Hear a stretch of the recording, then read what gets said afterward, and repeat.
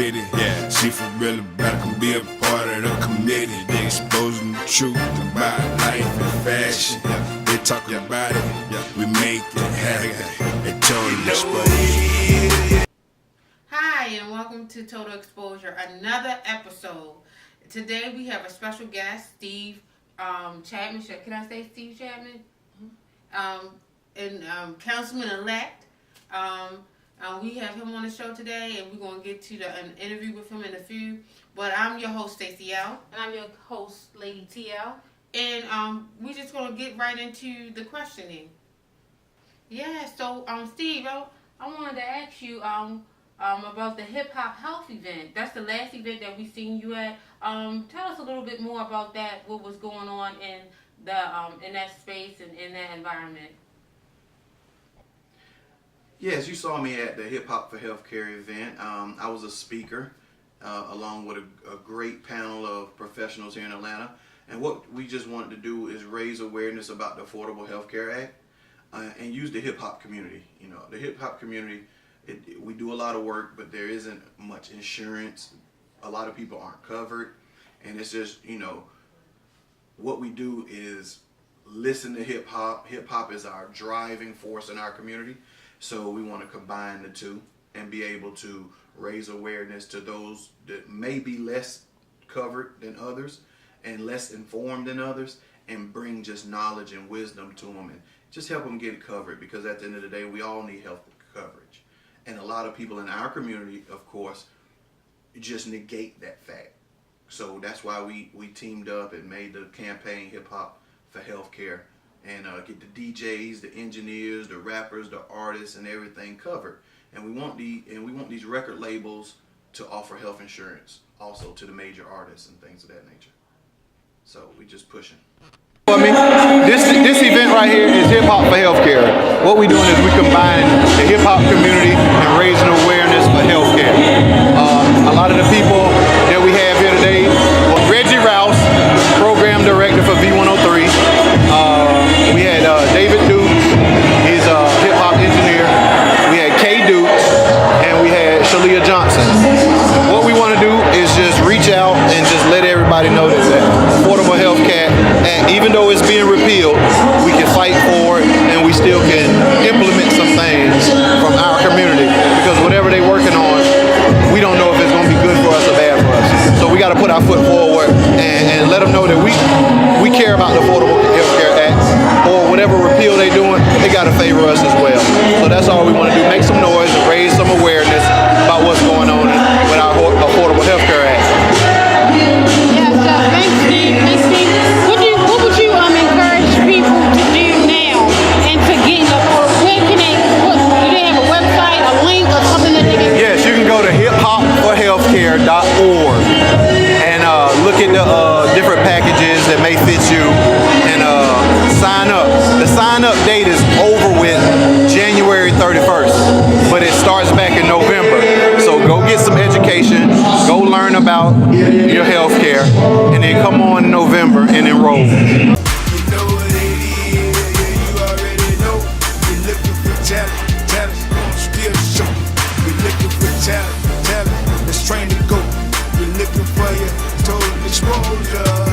And Steve, what made you want to run for councilman? We like to, get an idea of what was your encouragement, or you seen something, or somebody inspired you to do it. Just tell us a little bit something about that. Yeah, well, what made me run for city council, it was I moved to the West End off MLK and about 2 years ago, and I saw that coming from Panola area to downtown area, there's a drastic change. And I saw that the area is very dilapidated, a lot of boarded up housing, a lot of just terrible looking scenery. So I actually went to an NPU meeting. An NPU meeting is a neighborhood planning unit meeting for my area. And I went, and the city councilman was there, the House of Representatives was there, and I just asked a couple questions. I got up and spoke and asked a couple questions about the neighborhood. And I learned that the city council lady had been there since the 80s. And when I learned that, I was just like, wow. So I asked her a question like, when I go to the to the gas station, and my daughter is in the car. She doesn't want to get out because it's a lot of panhandling and a lot of, less fortunate people just dredging around the stores. So I asked her, what are we doing about our homeless problem in our district? And her answer was very shallow and very just not good enough. So I spoke to the House of Representatives, Ms. Mabel Thomas. Thank you, Ms. Mabel Thomas. And she gave me the insight on that the city needs people like me that's a maverick and that has vision and wants to work in the community. A lot of people in politics are either of the elderly nature or female, and it's not real young, strong black men to actually take account of the community. It's a rarity. So she told me it'd be a good thing for me, and the lady and the incumbent wasn't, being productive in the community, because Atlanta looks good. The whole city of Atlanta looks good, but it has its certain patches that it ignores, and the West End is one of those patches that we have to get cleaned up, because it's the first city established when Atlanta was built. When Atlanta was made, it was established in West End, and it's the Black Historic District. So it's like our piece of Atlanta that we can hold dear, but it's being ignored, and it's like the slums. So I want to change that whole area. I got a lot of things to do, a lot of work to be done, but I want to get in there and just assert myself in my community. That's it. I'm not a politician. I don't claim to be, but at the end of the day, I have vision, and I'm a leader. So I know what it takes to change things around. So Steve, you grew up in the West End? Well, I grew up close to the West End in the East Point area. That's the SWATs, Southwest Atlanta. So it was further south, but yes, the west side of Atlanta. So when you run for councilman, do you know if you're running against anyone? Yes, I am. I'm actually running against 9 other candidates right now for District 4. Oh, wow. You the youngest? Other than the incumbent. Are you the youngest? The ages vary. I wouldn't say I was the youngest, but I'm close. There's a couple people around my age group. Okay. But I'm definitely the most inspired, I guess you could say. So, building the community, what things that you have in mind to reconstruct your West End? Because West End is like the low part of Atlanta. Yes, it is. And, a couple things that I want to do as far as policy-wise is, one of my first policies is decriminalizing marijuana. Marijuana is the #1 hindrance of growth from black men, with all the charges and messed up records, you name it. A lot of our men are being held back because of this marijuana epidemic that is, and it's illegal falsely. Somebody lied to make it illegal, and then came back and recanted their story, but the government still kept it illegal because it was in direct competition with cotton. Hemp was in direct competition with cotton. So, and for years later, we have suffered because of it. So, I want to decriminalize that, and also I want to make way for my people with mental problems and Parkinson's and epileptic people and autism. I want to make way for them, because to get that relief that they need, and the government is not, Georgia is not very acceptant with legalizing it. So we're gonna see, but we're gonna fight. Yeah. You also have a plan for the homeless? 'Cause Yeah. there's a lot of homeless. Yes, it's a lot of homeless, and that was my key. I got a plan called No More Hunger. No More Hunger is actually putting the homeless people to work, actually outreaching them, getting them off the streets. One of my main things is to plant fruit-bearing trees in all the parks in my district. Okay. What that would do would give the homeless people jobs to harvest those trees, maintain those trees. We bring them back to a warehouse, wash them up, display them, and everybody will have free fruit and vegetables. Oh, yeah. And while they're working on that, it will give them empowerment and jobs. We want to bring them in, make sure, mentally, clean them up, and then give them that opportunity to have a job waiting on them. Most of them have been beaten up in society and never had a job waiting on them. Right. So that's one of my plans for ending homelessness. And also, there's 300,000 churches in Georgia, and there's 250,000 homeless people. So I employ every church to adopt a homeless person or family. Yeah, That's awesome. yes, that is. So Steve, moving further along, because I know you don't have much time. For the business aspect, I know we had talked once before about you trying to do a business coalition or something. Yes, I actually have my nonprofit is called Building Blocks Coalition. Okay. And what we want to do is fund and market 200 to 500 new businesses in the next 10 years. With that being said, we also want to bring entrepreneurs along, bring everybody along, tie them in together, have everybody banking in one financial institute. That financial institute blesses those entrepreneurs. So it's a cycle. And we also have a network. A lot of people network in this city, but it's to steal. Yeah. It's more of a stealing thing than it is coming together and working with you. Right. So I want to bring that unity back between entrepreneurs, where if you have a hair salon and you have a car wash, if you go to that car wash, you get 10% off your hair. It's all a referral system between the businesses. So everybody's connected and linked. That sounds pretty good. It's a pretty good plan. Yeah. So what do you think that are some of the downfalls with the businesses coming together, networking? Is you pointing this out to just the black community, or it's just for everyone? I'm really pointing it out to minorities, because we're catching middle class is catching the brunt of, I guess you could say, what we're going through in society today. We wear that on our shoulders more than the rich do. So we have to come together collectively to change that. Right. And in our community, it's a lot of crab in the barrel syndrome. You think so? If you have a salon, if you go down, let's say, give you an example. If you go down MLK, there's like 15 barbershops in a half a mile span. Right. Okay. That has to be crab in the barrel, because if not, they would come together and it'd be one big conglomerate barbershop. Right. It would be six or seven owners on the board, and it would be this brand that could be unstoppable, But see, in our community, we don't do that. We don't team together, make brands, and then have apprentices programs for kids in school. We don't offer anything to our kids in school. If we're entrepreneurs, we should have internships. Kids should be able to come after school and learn in these businesses and prepare themselves for their future. Right. But we do not have that because the businesses aren't together. Once the businesses are together, then they're open the doors to the community. Right. And So, not just... I agree with you. Yeah, because I know when you said crab in the barrel, because we from up north, and I know that syndrome is, I guess it's everywhere, but I didn't see it as much as though down here, when we came down here, y'all do have a whole lot of potential of coming together more so than we, because it's a fight. It's like, I want to make it to the top before you do. And then when I make it to the top, I want to kick you down even further, and it shouldn't even be that way.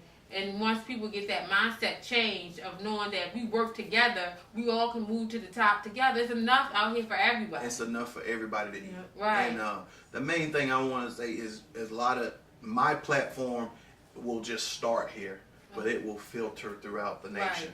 Right. So there's many cities that are way worse than us. Yeah. So, but I want to be the example. We are the leaders in the South. And we are the home of the civil rights movement. We are the black mecca of the South. So we want to start here and filter out throughout the land. Yeah. Oh, that's awesome. Yeah. So moving forward, tell us a little bit about ACL Access. Well, my company, ACL Access, is a media marketing company here. We cover a lot of major events, red carpets, interviews such as this. We do a lot of things video-wise and production-wise. That led me to working with the film industry here. What we like to do is just showcase entrepreneurs and brands and really give people that exposure that they need in the Atlanta market. I have a background here in Atlanta through the music industry, so it's a lot of industry people that is networked in my system. But that's all ACL Access is, to give people access to the city, whether it's visually or whether it's being promoted here. So how can they follow you or join and see what ACL Access is having along with everything that's going on, even to support you in running for councilman, because I know you need a team in that. Yes, I do. I do need a committee, and I have a couple good people that are structured right now, and I'm looking for a couple more. But if you want to follow me, you can go to ATL Access everything. You can Google it, Twitter, you name it. It's ATL Access, ATLACCESS. My personal pages is Stephen Chapman. That's my campaign page on Facebook, and Stephen King Woo Chapman is my Facebook name. But yeah, follow me, Instagram, Twitter, everything, ATL Access. So, Steve, what's your perspective of the black men today? How do you see it? What would you enforce, or what would you encourage for the black men today? You know, I'm bipartisan. I'm not bipartisan. I'm biased when it comes to those type of questions because I am a black male, and I've been through a lot in this world. But as I see from my brothers, we just need to understand who we are. A lot of programming has been done to keep us from knowing who we are, kings and you know, out of the tribe of Judah. And it's like we are the rulers of this planet, but we have been pushed down by people who think that we do not want us to be who we are. So I just want men to basically just understand that we are the cornerstone of this planet, and we need to act accordingly. Business-wise, relationships-wise, fatherly-wise, you have to be the best at everything you do. So why neglect the most important thing? Our business has to be on point. Our families have to be on point. Men have to take pride in their children because we have to leave something for them. Right. We can do all we can do out here in these streets, but if we're not thinking to leave anything to our kids, that's where we lose. Right. Because we leave them all alone once. Once all the stuff we done been through take us out, we leave them all alone. So I just encourage all my men to just get focused. Get focused. Life is about being focused, balanced and focused. You can't play 90% of the time and be focused 10% of the time. Balance your life out and just understand that it's important for you to go all out on what's important for you. And life is important for you, your family, your what you believe in, and your pockets. We all know that our pockets is very important. So we have to tie all that in together and stop being like crazy. Do you have, all right, that is awesome, but do you have a plan or a strategy of how to get the black men mentality, their mindset changed? Yes. Because first everything starts in the mind, And how they see themselves and how they perceive themselves first. Well, that's my major platform. Okay. We have to control our images. Right. We don't control our images. That's why I applaud y'all, because y'all are highlighting and showing things that mainstream won't do. Right. And that's our problem. We think mainstream is law, and it's not, because they're telling a story or they painting a picture for how they see things. Right. So we have to paint our own picture. Right. And then our mentality will change, because when we look at the television or look at films, we'll see empowering black people. We'll see that the black man don't die in the first scene. He wins at the end. Right. You know, it's a lot of subliminals that goes on Yes. in mainstream filming Yeah. that It does. really keeps certain levels of people at a certain place. Right. Because the more you see thugs and gangsters on television, the more you feel that's you. Right. And we identify with everything we see. So number one, we got to control our own images. That's why I've been a builder of Atlanta-wood here in Atlanta, because it's films, it's television from us, Right. from our perspective, Right. and not just a perspective that's been deemed to us. Awesome. So Steve, what would you say set yourself out above all your other candidates? What is unique to you? Why will people should support you? People should support me because I go a little bit against the grain. I go a little bit against the flow of traffic, but at the same time, I'm going at it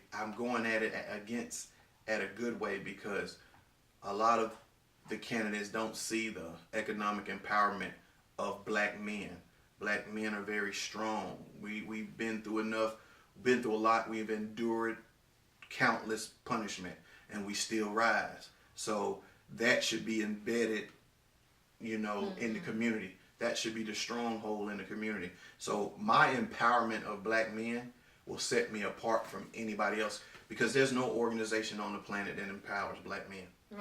Wow.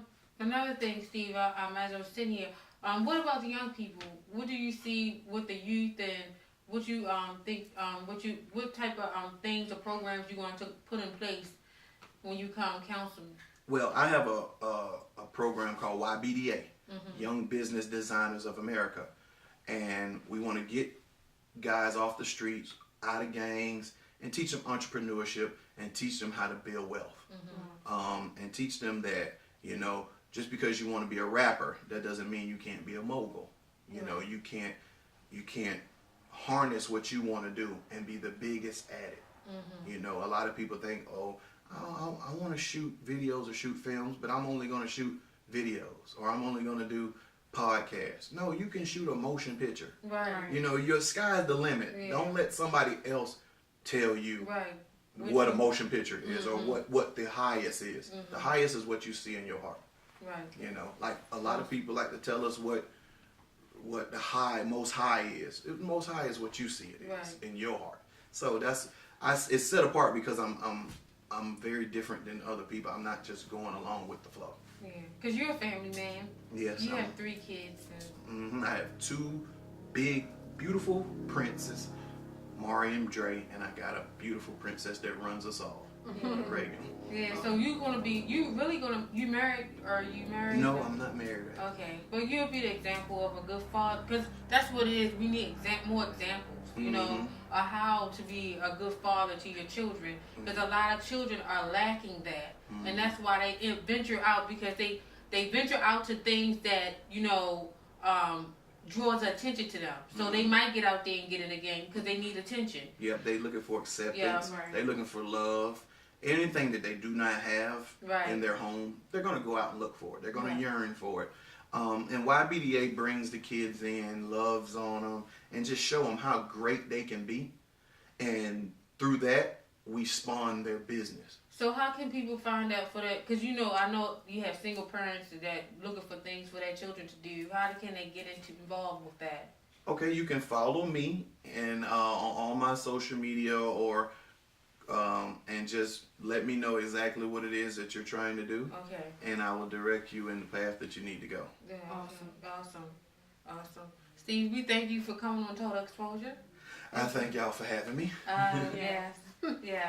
This has been another great episode. Look, follow Steve, and he's running for councilman. Please follow him and support him, because he has big dreams, and there's a lot. I think, we need more, black people stepping up, young black people stepping up, because we know what we want and we know what we need in the community. And I think that's what, a lot of people are sometimes reluctant because of fear. They don't know what the outcome going to be, but I say walk by faith. Everything is by faith, and then you just walking into the unknown that you never know what's going to happen, because God has your back. But people need to know how to just get out there and get on faith. Don't let fear be something that stop you from venturing out into your purpose or your dream, your goal, something that you look inspiring to. Don't let fear stop you.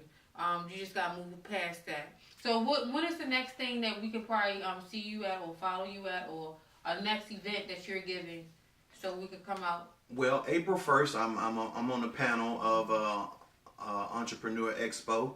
It's going to be held downtown Atlanta. So y'all follow me, and you'll be able to see the posting and the flyers that I put up. But definitely come out to the event if you're an entrepreneur, if you want to start a business, if you already have a business. It's still a lot of stuff you can learn. So come on out, and you can see me there, because I'm always trying to empower the next entrepreneur.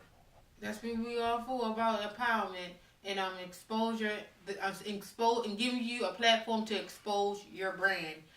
This has been another great episode. I'm your host, Stacey L. And I'm a host, Lady TL. And thank you, Steve, Councilman-elect. Can I say? Yes, you can say Stephen Chapman, District 4.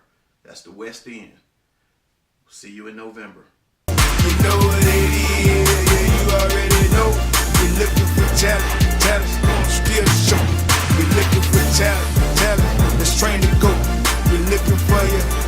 Xposure. Stacy Xposure, turn throughout the city. Yeah, she for real about it, can be a part of the committee. They exposing the truth about life and fashion. They talk about it, we make it happen. They told you Xposure.